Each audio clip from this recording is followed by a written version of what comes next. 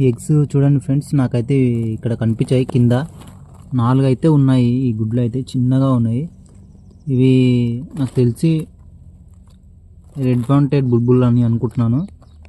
పికిలి పిట్టి అంటాం కదా, ఆ పిట్టవి అనుకుంటున్నాను. ఈ గుడ్లు అయితే సేమ్ అయితే అలానే ఉన్నాయి, కానీ నాకు కూడా అంత కన్ఫామ్గా తెలియదు. కానీ చాలా బాగున్నాయి ఎగ్స్ అయితే.